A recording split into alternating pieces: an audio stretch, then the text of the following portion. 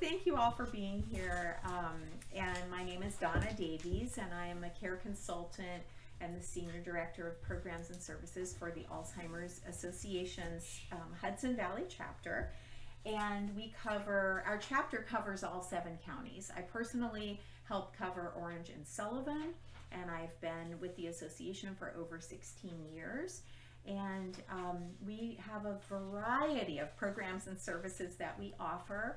On the table, the little round table there's a few brochures and a couple of upcoming programs that we're doing, including next month we have Meeting of the Minds, which is a regional dementia conference that we have every other year in Terrytown, and the flyer for that is on that table as well. So we encourage you to come to that. We also have some coupon codes for decreased. It's pretty much the only thing I believe that we actually charge for is our annual dementia conferences, because they're at a venue. They're very expensive to run and that sort of thing. But we do have coupon codes for that. So I want to encourage you to sign up and give me a call if you have any questions about that. But we have support groups. We have one-on-one care consultations where we talk with families who are dealing with dementia of any kind, and help guide them in the direction that they might need, and share information about resources and things like that. We offer education programs like this. We offer quite a few different ones, and those are online and in person. So now that we're able to get back in person again, we set this up. Thank you so much again for hosting me. We set up the first part for April 6th, 2 weeks ago, and I didn't know if we would be able to do it or not, and we were able to go back in person and do programs like this starting April 1st. So it was perfect timing that you set this up. So yeah, I encourage you to call us. We have a 24-hour helpline, and I'll share the number at the end of the program. You can reach us literally 24/7, 365 days a year, to ask any question and talk to anyone about your situation and any questions you have. So today's program is called Healthy Living for Your Brain and Body, Tips from the Latest Research. So we can't say that there is something you could do that would definitely prevent you from developing Alzheimer's, but we have learned a lot about actions that we can take that can reduce your risk of developing Alzheimer's. And that is amazing news. And we learn more about that every year. There are many research studies going on right now about lifestyle changes and how that impacts the prevalence of dementia and various forms of dementia, including Alzheimer's disease. So this program is meant to share the actions that you can take and talk about how those could benefit you and age well. Keep your brain healthy as you age. Okay, so some of the objectives for what we'll talk about today are identifying reasons for why should we consider making some changes as we age to take care of ourselves. And then there are 4 specific areas that we'll be talking about that impact your ability to age well and to help your brain age well. That's physical health and exercise, diet and nutrition, cognitively stimulating activities, and social engagement. So we'll talk about each of these 4 areas specifically. And there is a booklet, which if you didn't get it, you can always grab one afterward, but the booklet really covers all of the different areas that we talk about today, and it's meant to be used. It's meant, if you're interested in this or know someone who is, share the workbook with them. It's meant to help you individually identify what areas you might be able to better help your brain age well, and what steps you might be able to take, because we're all different, and so it's not the same for all of us. So I encourage you to use the workbook as well. Okay, so we'll start off by talking about the factors that impact how we age. And some of the things in the way that we age, some of those factors are out of our control. So for instance, at what age do we get gray hair? At what age do we start to get wrinkles? Some of those factors we can't control. Those are genetic, those we're predisposed for those. And that's something that, we know that's normal aging. These are just normal things that happen to our body as we age. But the other factors, other than genetics and genetic predispositions to certain illnesses or dementia, are environment and lifestyle. And the good news is these are factors that we can have some control over. And that's really what the program is about today, is what factors in that area we can take control over. So lifestyle choices can help your body and brain age in a healthy way. One thing I wanted to tell you about, there's an app, if you have a smartphone, there's an app called the Alzheimer's Association Science Hub. I have it on my phone. I pulled a couple of articles out this morning to see what the latest information is. I'm going to show you what it looks like when you look it up in your app store on your phone. It'll show our little logo, Alzheimer's Association logo, and you'll see the front page just starts with a list of all of the most recent studies, starting with the very first one was dropped in today, 6 hours ago. There was a study dropped in the app about clinical challenges in sleep and Alzheimer's, and the relationship between sleep and Alzheimer's.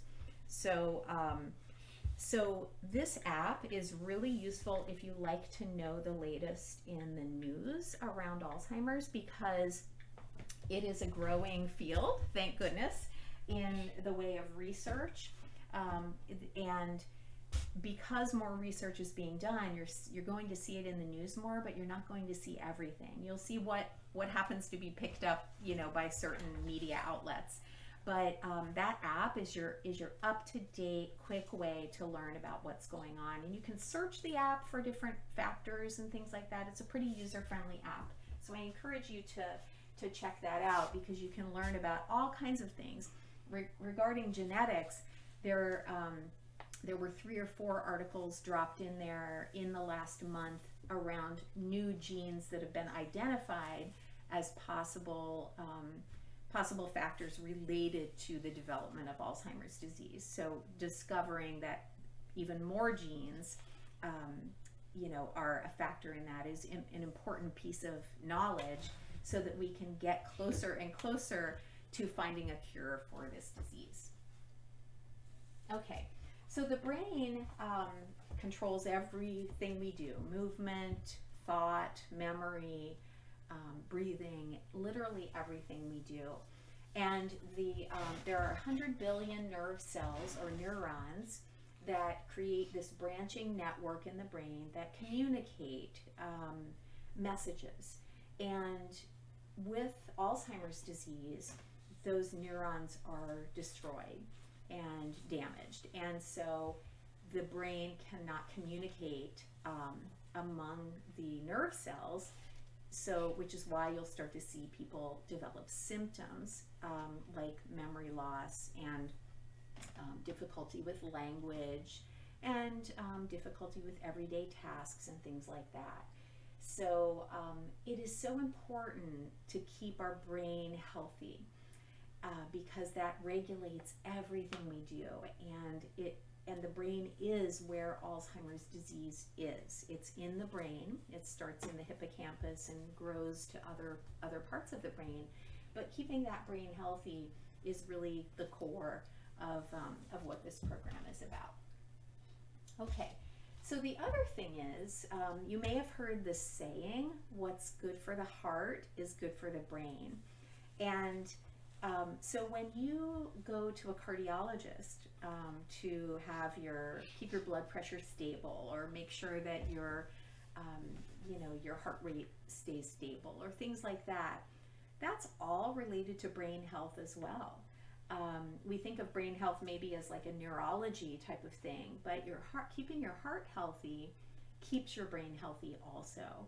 And many of the studies that have been done in this area of lifestyle have to do with how we keep our heart healthy in order to keep our brain healthy. So they're very interrelated, and we're learning more and more about that in clinical trials. So, so I just to know that basis of why heart health is related to brain health is so important. The brain needs blood flow in order to to operate properly, to operate most effectively, and it depends on that oxygen and that brain flow. And 25% of the blood from every heartbeat goes to the brain. So that's how important it is to keep our blood flowing well, to take good care of ourselves and our cardiovascular systems. Okay. All right. So, so dementia, this isn't a program specifically about Alzheimer's disease or any form of dementia, but just to understand a little bit about Alzheimer's and dementia. Dementia is not a disease itself, but it's a group of symptoms that can be caused by many different illnesses and conditions. And it's not a normal part of aging. It's a group of symptoms related to intellectual functioning, deterioration of intellectual functioning, whether that's memory. It also could be language, and it then goes into physical challenges and visual challenges, and there are hallmark symptoms of what dementia are, or dementia is made up of. But it's important to know that dementia itself is not Alzheimer's disease, but Alzheimer's disease is the most common cause of those symptoms of dementia. It accounts for about 60% of the cases of dementia. So when someone does get a diagnosis, it's important to ask, what's the cause of those symptoms of dementia, because there are many different medical illnesses that could cause it. And it's not a normal part of aging. So Alzheimer's disease is a progressive degenerative brain disorder where the brain cells die, like I mentioned before, and that leads to gradually progressing, worsening symptoms over the years of that illness. And it is the 6th leading cause of death in the United States.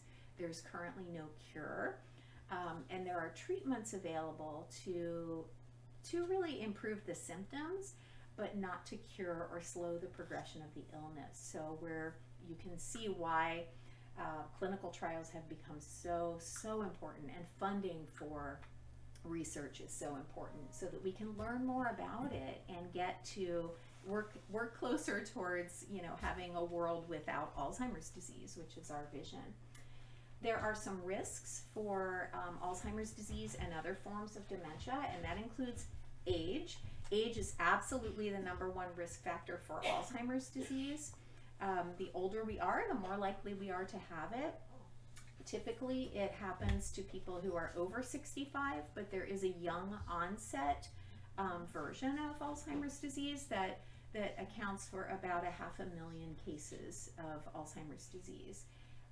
So age is the greatest risk factor. Genetics also is a risk factor, and I just mentioned the articles in the Science Hub app that report the identification of even more genes. Most of the genes that have been identified around Alzheimer's disease are not what are called deterministic genes.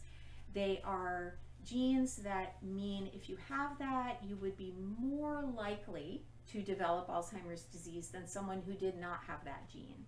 But it does not indicate that you would develop Alzheimer's disease.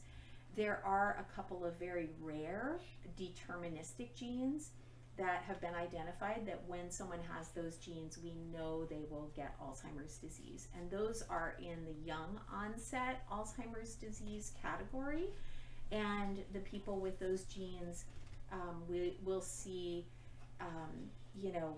40s, in their 40s, typically people would be diagnosed with that, or even younger. And also in family groups, you'll see many siblings, even in one family, where 7 out of 9 siblings will have Alzheimer's disease in their 30s or 40s. So those are pretty, they're being closely studied, some of those families, so that we can learn more about those rare deterministic genes. But those aren't the typical genes that you would have with dementia. Head injury, and many factors around that, the severity of the head injury, how many head injuries, how frequently, that's definitely a risk factor.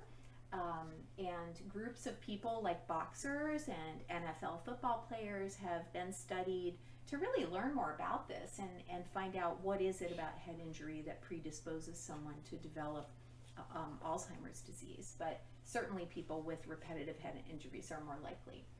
And then cardiovascular factors I mentioned before. Another risk factor is fewer years of formal education.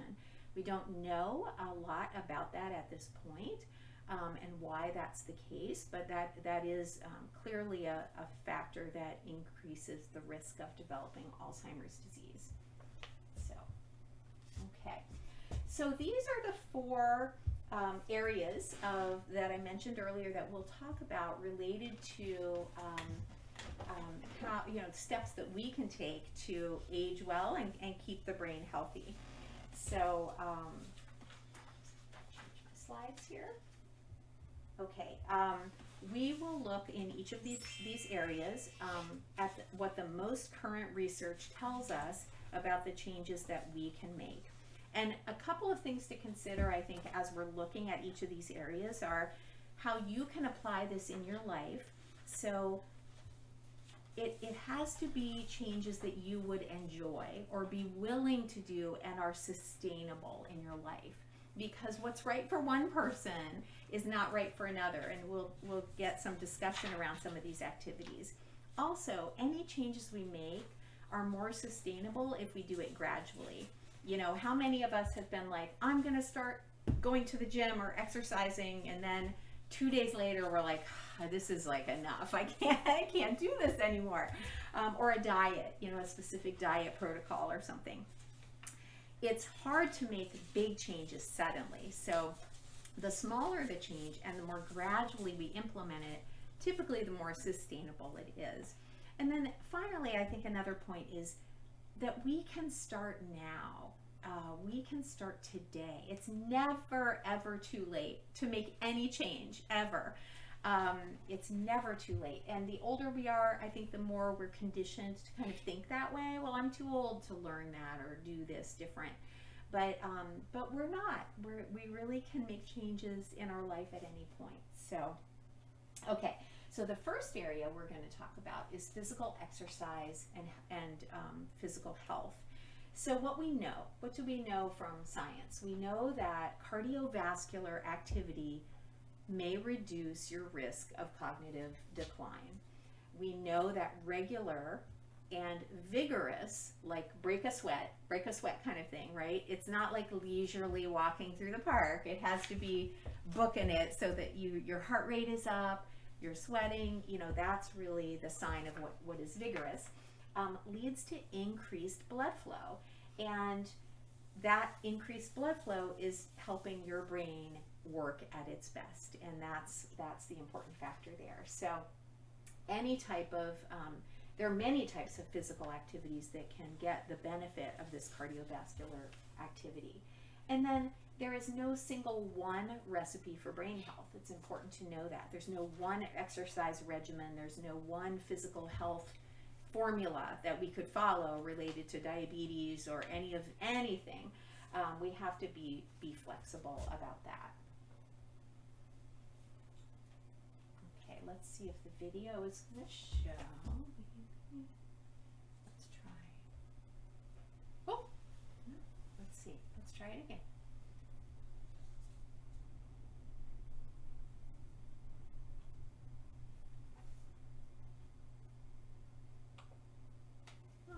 So I think we do have some videos in this, but I don't, maybe because it's on the Google Drive, it's not showing. But I can tell you that video is a man who has early stage Alzheimer's. His name is Woodley, and he talks about how he decided to start walking on the treadmill, and it was so hard for him. He couldn't go very far, and he couldn't do very much, but over time he kept working up, and at the end of the video he says, I can now walk for an hour on the treadmill. And it was so impactful. That video is actually the best one. I'm sorry you couldn't see it, but it's a great impactful video because it shows him with early stage Alzheimer's talking about making that change and thinking that it was kind of hopeless, and then actually sticking with it and doing it every day. He eventually could walk for a whole hour. And that's whether you have Alzheimer's or not, we benefit from improved cardiovascular activity. So what can we do? We know those facts about cardiovascular health, but what can we do? Do something you like. So if you like to walk, do it. But if you don't like to walk at all, there are plenty of other physical activities we can do.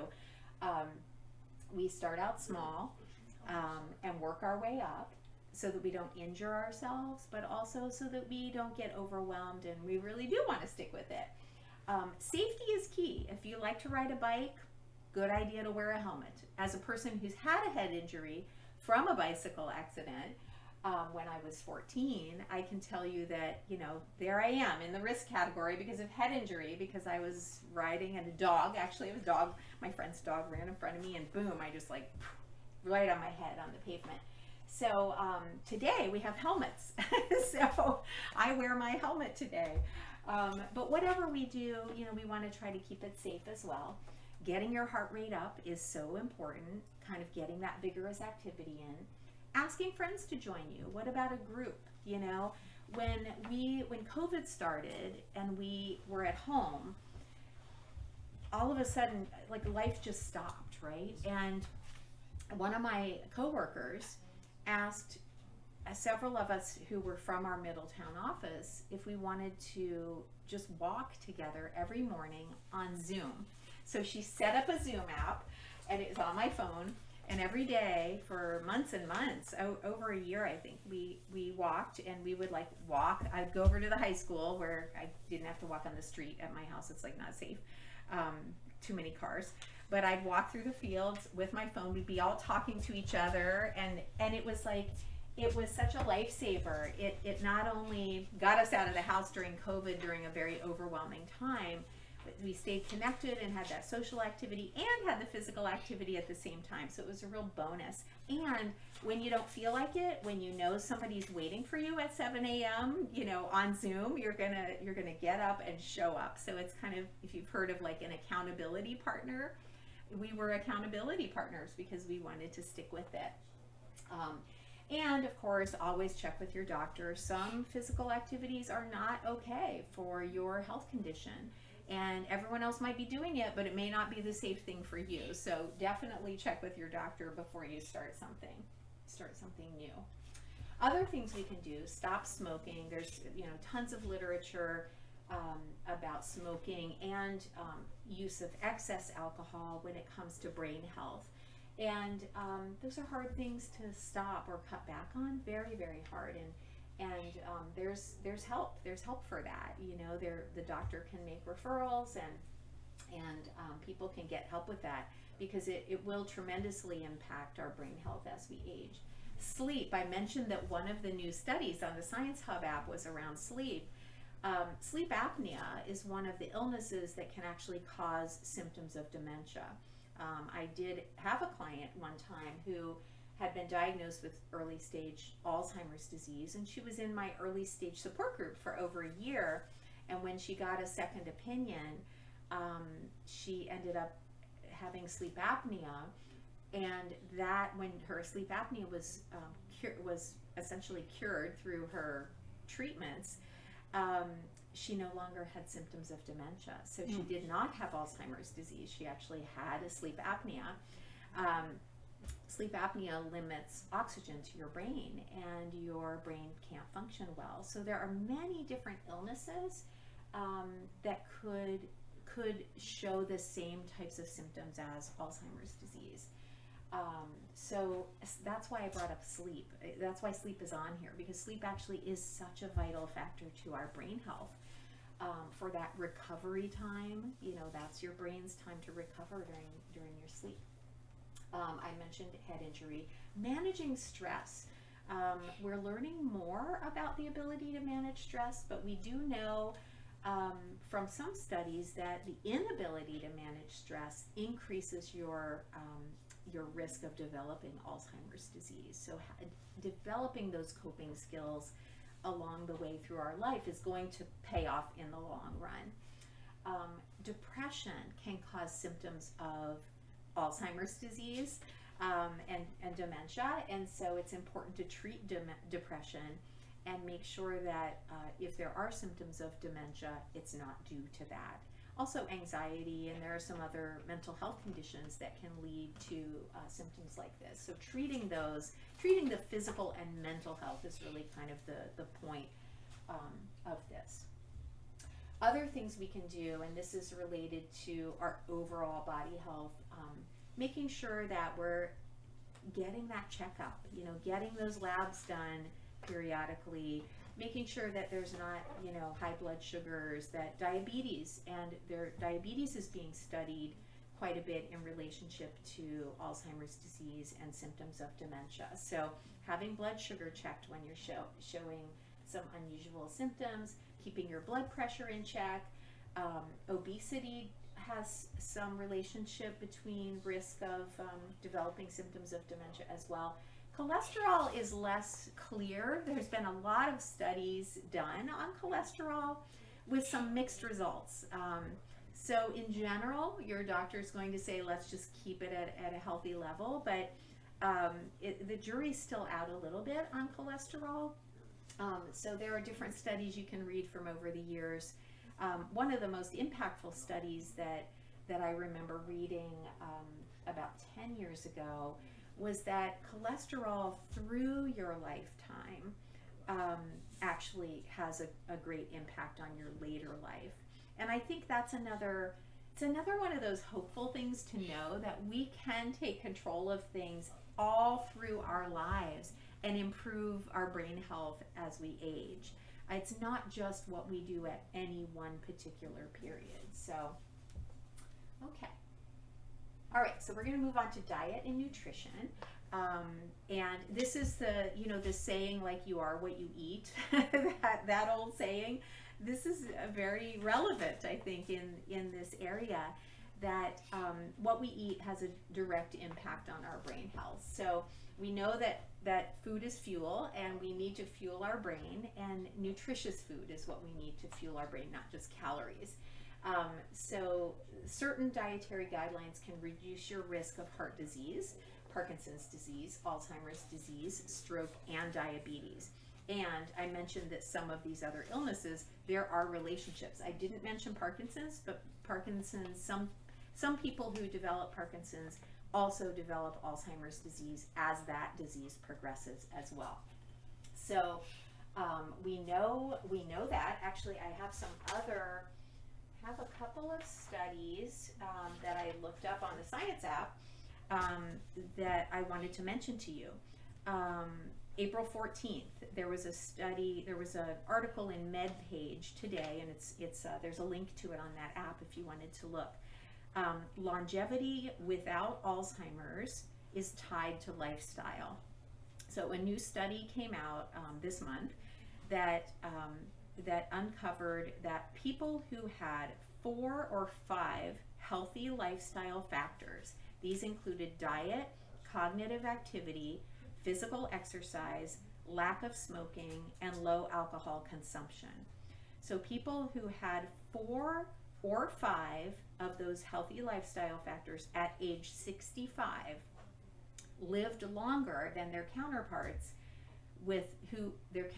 who had 0 or 1 of those healthy factors. The extra years of life also did not equate to more time living with Alzheimer's. So in other words, Alzheimer's disease, there was no correlation that you had if you had those healthy lifestyle factors, you also had less years with Alzheimer's disease down the road. Women in this study added 3.1 years of life if they had more of those lifestyle factors, and men added 5.7 years of life. Women with 4 or 5 of those healthy lifestyle factors spent almost 11% of their remaining years with Alzheimer's disease, while the women with 0 to 1 of those factors spent almost 20% of their remaining years with Alzheimer's disease. So, in other words, you're less likely to develop symptoms of Alzheimer's disease if you participate in some of these lifestyle factors. And again, those were healthy diet, cognitive activity, physical exercise. 3 of those are the ones we're talking about today that are in your workbook. And then lack of smoking and low alcohol consumption. And the results for men were actually much more significant. But women, sadly, for all of us here, are much more likely to develop Alzheimer's disease than men as well. Not only are we the caregivers often, but we also have higher rates of Alzheimer's. This was a study of almost 2,500 older adults with the mean age of 76. This was in the Chicago Health and Aging Project, and they've been followed since 1993. So this is a longitudinal study of records and lifestyle factors. Participants in this study completed detailed food frequency and lifestyle questionnaires, and the scoring was based on a diet rich in whole grains, green leafy vegetables and berries, and low in fast food, low in fried food, and low in red meats. And then the exercise component was, their top score was at least 150 minutes a week of moderate or vigorous physical activity. That it could include gardening, walking, swimming, and then it included no smoking and low to moderate alcohol use. The diet part that they used in this study is from something called the MIND diet, M-I-N-D, and that is the Mediterranean DASH diet, which are 2 different ones, and I'll talk about those in a minute. The Mediterranean DASH Intervention for Neurodegenerative Delay diet, M-I-N-D. And that's a specific combination of the DASH and Mediterranean diets. Another article that I wanted to mention that came out in February in Health Day, called Staying Fit May Keep Alzheimer's at Bay. Participants who were the most physically fit, again using scales based on people's reported activity, were 33% less likely to develop Alzheimer's than the least fit group. And this was a study of over 650,000 veterans in the VA health system with the average age of 61. They were followed for 9 years, and they reported what activity level they had and divided that into groups. So those with the lowest level, there were those in the lower and then the higher. But there were ranges in between. And so it's significant that if you were in the higher group of fitness, you were 33% less likely to develop Alzheimer's disease. I mean, it's phenomenal, the impact of that. And throughout the 9 years of the study, if people's fitness level increased over those years, their risk of Alzheimer's decreased. So it didn't stay, if they were at the lowest group in the beginning, but at a higher group by the end, they still had an improvement in their reduction of risk in developing Alzheimer's later. So these studies are giving us evidence of why physical exercise is so important. And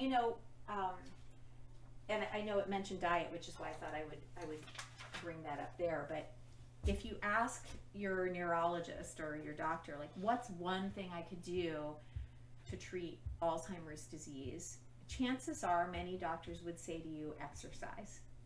They might even say that before medicines. I mean, they're gonna tell you all about the Alzheimer's medications, But exercise has such a phenomenal impact on your cognition that oh, somebody's knocking on the door there. Oh, they have to go around. Okay, I wasn't sure if you had to let them in or how that worked. Okay. All right. So, oops, that's a video. Okay, let me move on past the video. So I mentioned the DASH diet. That's a diet for hypertension, and the Mediterranean diet, which you probably have books in the library system all about both of these diets. The Mediterranean diet sort of became popular as a diet to lose weight, but it actually is so good for your brain health. And both of these diets have these categories of, what do you eat? You eat vegetables, and largely green leafy vegetables are one of the most recommended. Fruits, typically the berries, and like darker colored fruits are more commonly recommended in these diets. Nuts, beans, and whole grains. Lean meats, lean fish and poultry, vegetable oils. But we avoid saturated fats, trans fats, processed foods. Avoid or decrease. Oh yeah, you can come through. Or you can not necessarily avoid, because we live in the real world. We want to reduce those things and we want to eat more of these things. So that might be one of those gradual shifts you make. Is, I'm going to try to cover half my plate with vegetables instead of only a quarter of it, and make the transition of less meat, more vegetables, more fruits. And some of the other avoided foods are like deep fried or less good for you, unhealthy fast foods. It's great to see, when you go into even a fast food, if you travel a lot, you go to gas stations or fast food restaurants across the country, there are so many healthy options now that are more on this side. Yes, I can get a Big Mac and French fries still, and I love me a Big Mac every now and then. But you can get salads, you can get fruit, you can get oatmeal at McDonald's. There's stuff on this side for the whole grains and fruits that you never used to be able to get when you had to stop when you were traveling and things like that. So that's definitely helpful. Okay, other things, and just kind of a note about dietary supplements. Our website, alz.org, does have information about supplements and the research behind any one that you might look up, whether it's vitamin C, vitamin E. There's lots of data out there. But I do kind of give you a little warning to look into what you see advertised, because there are a lot of supplements that are not FDA approved medications. They're not approved for the treatment of Alzheimer's disease. But you'll see many ads in magazines, on the internet, on TV, for all kinds of products that would improve your memory. And there's a lot of money to be had in the world on marketing about anti-aging or or keeping your brain health. But look into it and talk to your doctor about it, because even supplements can interact negatively with your other medications. And by supplements, I mean vitamins, I mean minerals, I mean any product like that that's not a medication. Check it out, because there are ones that we know are looking promising, and there are others that there's no proven efficacy of that drug. I think one of the most poignant things that's ever happened to me is I had a client in Middletown who was buying water from New Zealand, and it was marketed as an anti-Alzheimer's treatment. And his wife had, at this point was, I'd say early in the late stage of Alzheimer's, and had had it for many years. And he was doing what he could and spending a lot of money doing it. And it was just a marketing, he was kind of absorbed in by his wish to make his wife's Alzheimer's go away. And, the water did not make her Alzheimer's go away. But checking it out whenever you can, getting any information you can is important. And of course, talking to your doctor. So that third area is cognitive activity. So we know that if we keep our mind active, use it or lose it. There's another saying. I'm throwing some of these old sayings out, but there is something to this, you know. If we don't keep our mind active, it will not function as well. It's like exercising any muscle, right? If we stop doing crunches, our abs are going to get, weaker. If we stop using our brain and challenging it, our brains are going to get weaker as well. And we know that this can improve reducing your risk for developing Alzheimer's disease. So we know that if we keep our mind active, we can form new connections in our brain. That's amazing to know. Again, you can, even if you have had damage to your brain from some illness or something, you can still improve its functioning by doing mentally stimulating activities.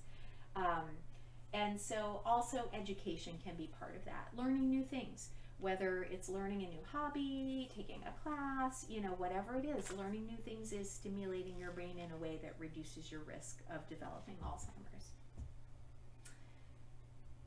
And so some of the things we can do, reading books, well, here we are, surrounded by a million books or more. Reading books, reading articles, reading blogs, listening to podcasts, all of those things are challenging your brain. And coming to classes like this, talking about things with friends, puzzles and games. Again, there's no prescription, and I know we're going to get there where people are developing games and they're in clinical trials to see how that reduces your risk of developing Alzheimer's. So this is coming. The prescription for something might be coming. We're not there yet, but we know that doing these things based on these types of studies that I mentioned, 650,000 veterans were studied, and we look at how much it reduced their risk of developing Alzheimer's through these different activities. So do what's right for you. Do something that's fun for you. Jigsaw puzzles, games. My mom is such a great example of trying to keep her brain healthy, and she does two things every day. She lives in Mexico, so she's continuing to try to improve on her Spanish language skill over these years. And so every single day she uses a program called Duolingo that is, and she does Spanish lessons every single day. She's been doing that for, 8 years, something like that. And she also does apps on her phone and she has some little handheld games, and she'll do games that are cognitively stimulating too. Right now, the hot one is Wordle, Yep. right? Yep. Do you do it? Yep. It's fun. It's kind of addicting too. It's very addicting. It is, and that challenges your brain, and then you're so frustrated if you get to that sixth one and That's you didn't right. get it. Darn, I didn't get it. Right. But there's no lack of games, and many free games. Like Wordle is free. It's on the New York Times website. AARP has free game section. Even Facebook has Game Room, and they have free. Yes. I play word games. Okay. They have a lot of word games. Spelling that are bee, free. I missed that. New Spelling York- bee is a good one. Spelling New Bee. York Times. Okay. Yep. I've- Spelling I've heard Bee. the Spelling bee. Okay. And the mini crossword and Yep. the crossword. Yes, the crosswords, Mhm. yes. So there's so many, and you can find one you like. Like when Sudoku came out, I was addicted to Sudoku. My husband was like, I hate this game, So it's what's right for you, I love Wordle, but not everybody loves Wordle. It's a personal preference, but those are the types of things we're talking about here that challenge your brain to think harder. And that could include learning new skills, learning a new hobby, learning to knit, something that takes your brain power to learn that new activity, or taking classes. And like SUNY Orange has classes, not just for credit, but they have classes for older adults. Mount St. Mary has classes for older adults. We have no lack of opportunities, especially now in COVID. Everything's gone virtual. We could learn literally anything virtually now. We don't even have to go and sit in a classroom, so it's become accessible to everyone. The last section is about socially social activities with others. This is the least of these four areas that we've talked about. This is the one we know the least about, and its impact on reducing risk of developing Alzheimer's. But we know it does. We know that it does reduce risk. We just don't know as much as we do diet, exercise, and others. We know that isolation is not good, and I tell you, the people with dementia and caregivers and all of us, dementia, caregiver or not, have suffered through isolation during COVID. And we've already seen some of the impacts of that. Growing numbers of depression, growing numbers of anxiety, just so many physical impacts from being isolated at home, not able to go out as much. Even my coworkers who are, pretty active are like, I've noticed like my physical health has deteriorated as we stayed at home. We weren't walking around all the time. I wasn't schlepping, laptops and things and going all over the place. I was like literally working from an upstairs bedroom in my house. So imagine, the impact on our entire society from that. So we know that keeping those social engagements is so important. And anytime you can mix social engagement with other activities like exercise or games, added bonus. It's not like a 2 + 2 = 4 situation. It's like 2 + 2 is bigger than that. The two added together are even stronger. So there's so many things you can do. I love the Pine Bush Library because you have no lack of activities. And just having someone in your community who knows where to go for different activities is so helpful, and libraries can be the hub of that in many communities. So there's no lack of clubs, even like the senior clubs, the Orange County Office for the Aging and the Sullivan County Office for the Aging, depending on where you live. They have senior clubs in many towns. They have dining sites, congregate dining sites which are not open right now in Sullivan, but I believe they're reopening in Orange. But it's a place to go have lunch at a reduced fee. The senior center has lunch and learn. Yes, lunch and learns, perfect. Not for lunch, Montgomery and I don't know if it's Middletown. open yet or not, but Montgomery Yeah, it is. serves lunch. It is Montgomery's lunch open? and learn. It has 3 days a week. Yeah, We have a Yeah. senior center, but I don't know what Not they for do lunch. there. I don't think there's any lunch yet. yeah. Some of them have a lunch. Some of them haven't reopened for those kind of services. But it's and the lunch and learns. A lot of the congregate dining sites, which are partially funded by the government, they're there for older adults, for social activity, for nutrition, for just to get out of the house. Those are. Oh gosh, what was I going to say? Yeah. I'm right And there, there's right a perfect there. example. Yes, I am. I'm like the perfect example. Oh my goodness. Oh, they're not all, I know they're not all open, but you could call the county office for Right. aging and they could tell you which ones are open right now. There's also senior clubs, which is a different thing than senior center, and it's a different thing than the senior dining sites. Senior clubs are private organizations through the Office for Aging that have their own sort of secretary, and they're all over the county. Not every town has every one of these services, but you could get within probably 5 miles of any town get some of these services. The town of Crawford has one, and Walker Valley has a senior club. Yes. They meet on Tuesdays. I don't know if they meet Wednesday in Walker Valley. Okay, perfect. I think the town of Shawangum, I'm not sure if they Yes, they do. have a They senior- meet. Yeah, they Yeah. meet downstairs. Yeah, so there's so many yes. opportunities, and clubs aren't for everybody, but there's something that's for everybody to just not be isolated. Some people have loved the online world during this. You can stay at home. You could stay in your pajamas if you want, and you can be in an activity and meet new people if you wanted to online. So there's The trouble with that was a lot of the seniors, aren't computer Yes, literate. yes. That caused a problem. It has caused a problem, and so many of our programs and services that went virtual, we were working with families to try to have like an adult child come over and bring Right. a laptop or an iPad, and then we would walk them through how to connect and be on our groups. And It's quite a, it's not for everyone, for sure. And you're right. And cost can be a factor.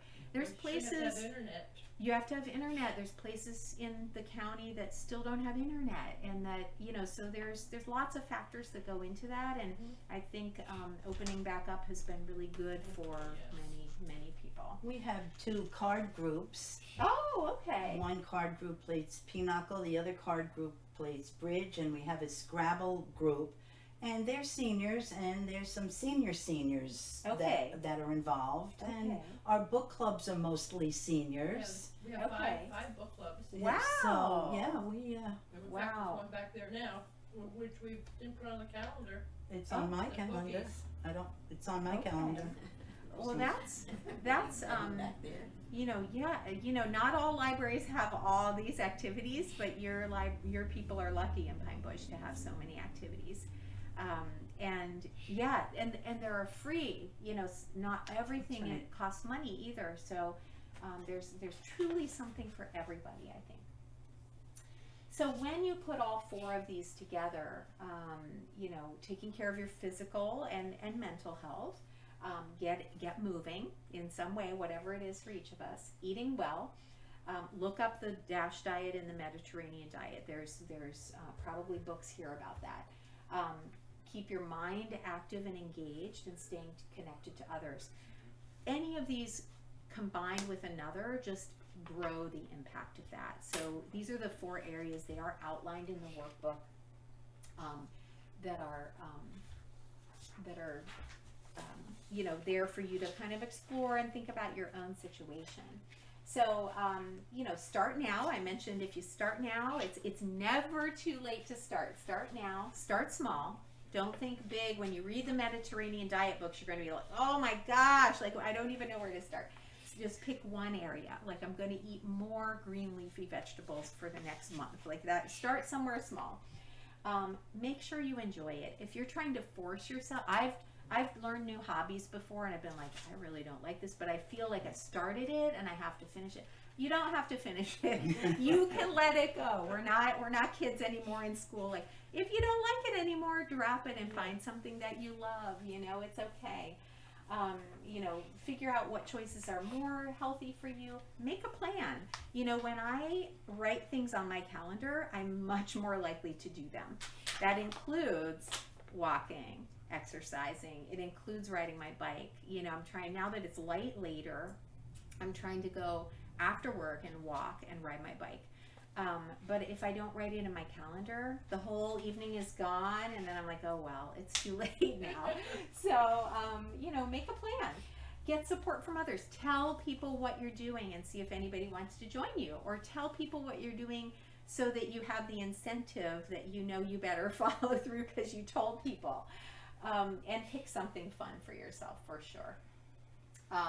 When it comes to some of the products and things that I mentioned earlier, like if it's too good to be true, if it's too good to be true, it's probably not true. Like trust your gut, but look it up. Look it up. Call the Alzheimer's Association. Ask your doctor. Get some advice about things that you're not quite sure would that help my memory or not. I get calls about different products that somebody saw an ad for, and I have to steer them back to their doctor or to look up that medication because there's so many supplements out there right now.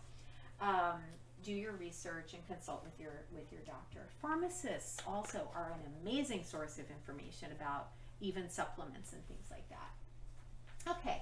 And then I mentioned earlier our programs and services. Everything starts with our helpline. That's the way to reach us the quickest because it's 24 hours a day. And you can talk to a clinician, a social worker or a master's level clinician about your situation and talk to them privately and get the support or information about resources that you need. We do that here locally in the Hudson Valley as well, but this is sort of the helpline that gets you to all of our programs and services. We also have social programs for a person with dementia and their caregiver. This Saturday we have a game show program virtually. that has Jeopardy in it. It has a couple of other games. We do things, we do art therapy, we do music therapy, we do yoga, we have all these social programs for people with dementia and their caregiver. We have education programs like this, so you know, whatever you're looking for, you can certainly find it on our website or by calling us at our 800 number. And the Science Hub. Don't forget to look up the Science Hub app if you're like loving that research kind of stuff. So, any questions or kind of wrap up? I have a thoughts? question. Yeah. With all the chemicals in our food, in our drink, in the air, on the ground, is it making an effect, or is it affecting our brains so that we're more apt to get dementia? Well, I think that there is research that's done on specific chemicals. Like I know that there's been studies done on pesticides and how pesticides impact the brain function. And has led, you know, that has led to negative effects of pesticides. Some pesticides have now been banned in the United States, but then you have to be careful about where are your vegetables coming from. You have to look and see where are your vegetables coming from.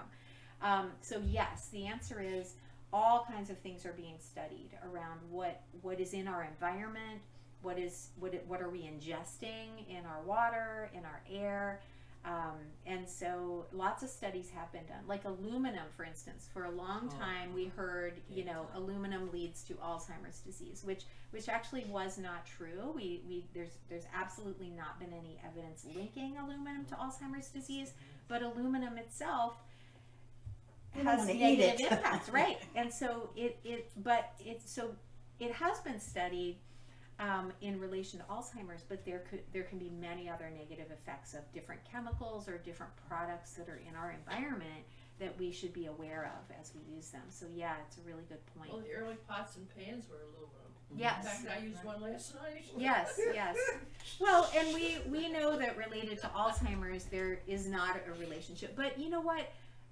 Back when you heard that all the time, which was probably more like 30 years ago, it was, you know, there was a great search for answers. And Alzheimer's disease, sadly, there's such a negative stigma about this illness, and that people don't talk about it. And we do more today. We see, you know, famous people and celebrities in the news talking about it. You know, Tony Bennett has it, and you know, and went public, and many people have gone public at this point. But there's still this lingering negative stigma that makes us not want to talk about it. So it's a very feared illness for that reason, and for the losing your memory, and there's many reasons that people fear this illness. And until we get better treatments and a cure, it's going to be a more feared illness. And so when we fear it, you know, and don't know, when we don't know, sometimes those theories pop out of somewhere. There might have been something about aluminum related to a different illness. We're searching for answers. And so our advice would be to look at you know, reputable sources to get real answers, and scientific studies that are larger scale, that have been replicated, are generally the best sources of information. I don't tell people ever what not to do. You know, to be honest, if you feel something's working for you, you do whatever you need to do, and just make sure your doctor knows, because it might impact other health conditions. Go about it in an informed way. But there are other products and things that I know people who use all the time, including in my own family. And I say, whatever works for you, works for you. Right. But get the information. That's probably the key thing. Any other questions?